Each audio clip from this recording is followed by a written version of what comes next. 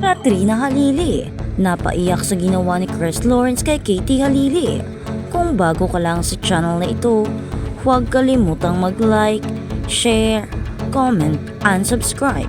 At huwag kalimutang pindutin ang notification bell icon para maging updated ka sa bawat upload nating video. Napaiyak din ang mga netizens dahil napaiyak din si Katrina Halili dahil sa ginawa nga ni Chris Lawrence.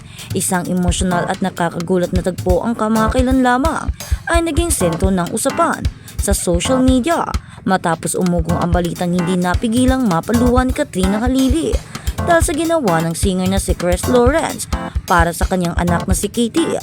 Sa gitna ng ingay ng showbiz intriga at mga kontrobersya, araw-araw na sinusubaybayan ng publiko, tila kakaibang emosyon ang bumalot sa viral na kwentong ito. Isang eksenang hindi puno ng away o iskandalo, kundi ng pagmamahal, malasakit at taos-pusong emosyon na tumatagos hanggang sa puso ng maraming Pilipino. Mabilis na kumalat online ang isang clip at kwento tungkol sa nasabing pangyayari, dahilan upang maraming netizens ang ma-curious kung ano nga ba talaga ang nangyari sa pagitan ng Katrina at Chris at ng anak nitong si Katie. Sa unang tingin ay tila ordinaryong family moment lamang ito, ngunit habang dumarami ang mga detalye at reaksyon online, mas lalong naging malinaw na may mas malali na dahilan kung bakit labis na naantig si Katrina. Ayon sa mga nakasaksi, hindi raw inaasahan ng aktris ang ginawang effort at pagpapakita ng pagmamahal ni Chris para sa kanilang anak. Isang kilos na tumama ng gusto sa kanyang emosyon bilang isang ina. Matatanda ang ilang taon ding naging usap-usapan ang relasyon ni Katrina Halili at Chris Lawrence. Dumaan man sila sa matinding pagsubok at paghiwalay, nananatili pa rin silang konektado dahil sa kanilang anak na si Katie. Sa kabila ng mga lumang intriga at isyong minsang bumalot sa kanilang relasyon, maraming netizens ang nakakapansin na tila mas naging mature at maayos ang samahan nila pagdating sa pagpapalaki sa kanilang anak. Ngunit nitong mga nakaraang araw, tila mas lalong tumibay ang paniniwala ng publiko na kahit hindi na sila romantically involved, may natitira pa ring respeto at malasakit sa isa't isa, lalo na pagdating kay Katie. Ayon sa ilang ulat at mga pahayag na umiikot online, naging emosyonal si Katrina matapos makita kung gaano ka-effort si Chris sa pagpaparamdam ng suporta at pagmamahal sa kanilang anak sa isang mahalagang okasyon. Hindi man agad ibinunyag ang lahat ng detalye. Marami ang nagsasabing tila above and beyond ang ginawa ng singer upang mapasaya si Katie. May ilang netizens pang nagsasabing bihira na raw makakita ngayon ng ganitong klaseng dedication mula sa isang ama, lalo na sa mundo ng showbiz kung saan madalas na nababalot ng kontrobersya ang mga hiwalayang relasyon. Habang kumakalat ang balitang sari-saring reaksyon ang lumalabas online, ang ilan ay napakomment na tila healing moment. Ito hindi lamang para kay Katrina, kundi para rin sa kanilang pamilya. Marami ang nagsabing kitang-kita sa mga mata ng aktres ang pagiging overwhelmed sa emosyon. Hindi raw ito simpleng pag-iyak lamang, kundi luha ng appreciation, relief at marahil ay pananabik na makita ang kanilang anak na lumalaking puno ng pagmamahal mula sa parehong magulang kahit hindi na sila magkasama. May mga netizens ding nagsimulang magbalik tanaw sa pinagdadaanan ni Katrina bilang isang ina. Hindi naging madali para sa kanya ang mga nakaraang taon. Bukod sa pressure ng showbiz, kinailangan din niyang harapin ang mga personal na pagsubok habang pinapalaki si Katie.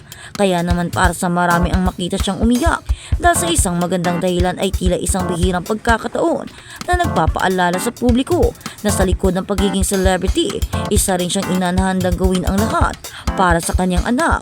Samantala, lalong humanga ang maraming tao kay Chris Lawrence matapos lumabas ang kwentong ito sa social media.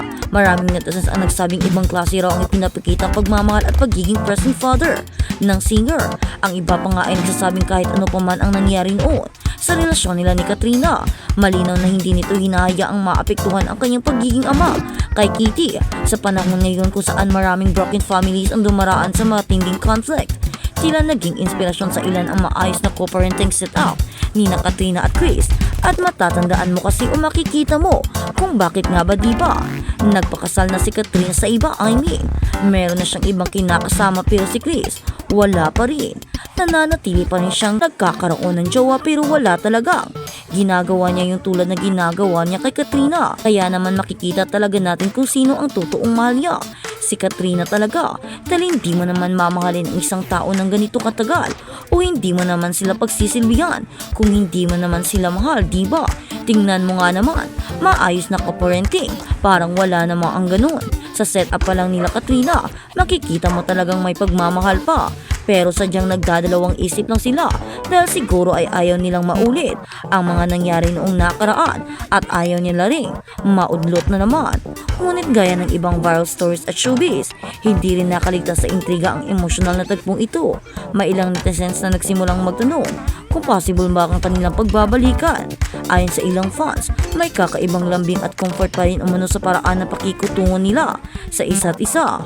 Ang simpleng pagpapakita raw ng concern at emotional connection ay tila nagpapaalala sa publiko na minsan kahit natapos na ang isang relasyon, may natitira pa rin espesyal na ugnayan na hindi madaling maputol.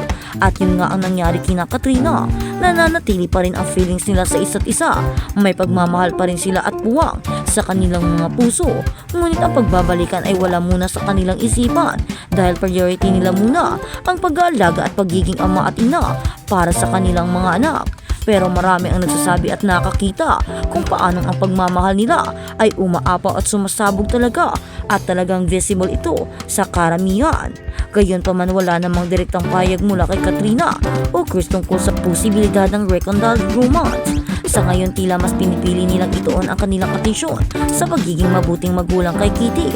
Ngunit hindi pa rin napigilan ng publiko ang kilig at umasa na lalo't na't bihira na sa panahon ngayon ang makakita ng dating magkasintahan na magkasundo at nagtutulungan ng maayos alang-alang sa kanilang anak.